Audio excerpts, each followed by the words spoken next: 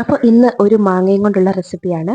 ചോറിൻ്റെ കൂടെയും അല്ലാതെ എല്ലാം കൂട്ടിക്കഴിക്കാൻ പറ്റിയ ഒരു അടിപൊളി റെസിപ്പിയാണ്. അപ്പോൾ ഇച്ചിരി എരിവും പുളിയൊക്കെ ഇഷ്ടപ്പെടുന്നവർക്ക് ഈ വീഡിയോ എന്തായാലും ഇഷ്ടപ്പെടും.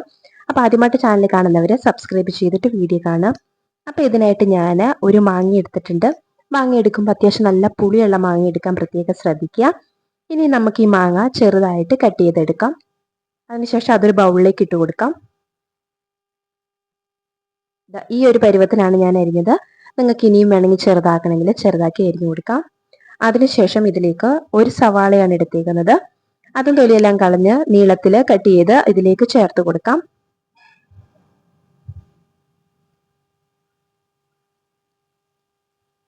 അതിനുശേഷം ഇതിന് എരിവിന് ആവശ്യത്തിനുള്ള മുളക് പൊടി ചേർത്ത് കൊടുക്കുന്നുണ്ട്. ഞാൻ നല്ല എരിവുള്ള മുളക് പൊടി 1 സ്പൂണ് ചേർത്ത് കൊടുക്കുന്നുണ്ട്. അതിനുശേഷം ഇതിലേക്ക് ആവശ്യത്തിനുള്ള ഉപ്പ് ചേർത്ത് കൊടുക്കാം.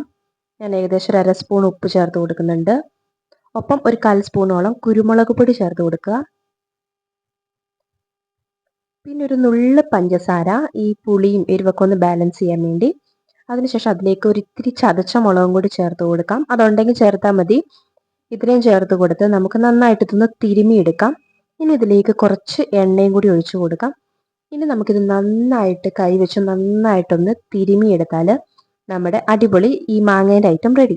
അപ്പോൾ ഇതിങ്ങനെ കഴിക്കാനും നല്ലതാണ്. ചോറിൻ്റെ കൂടെ, ചൂടുള്ള ചോറിൻ്റെ കൂടെ കഴിക്കാനും ഒരു അടിപൊളിയാണ്. അപ്പോൾ എന്തായാലും എരിവും പുളിയൊക്കെ ഇഷ്ടപ്പെടുന്നവർ ഈ രീതിയിൽ തയ്യാറാക്കി നോക്കുക. എൻ്റെ വീഡിയോ ഇഷ്ടപ്പെട്ടാൽ മറ്റുള്ളവർക്ക് ഷെയർ ചെയ്ത് കൊടുക്കുക. ഒപ്പം ആദ്യമായിട്ട് ചാനൽ കാണുന്നവർ സബ്സ്ക്രൈബ് ചെയ്യാതെ പോകരുത്. മറ്റു നല്ലൊരു അടിപൊളി റെസിപ്പിയുമായിട്ട് വരാം. അതുവരേക്കും ബായ്.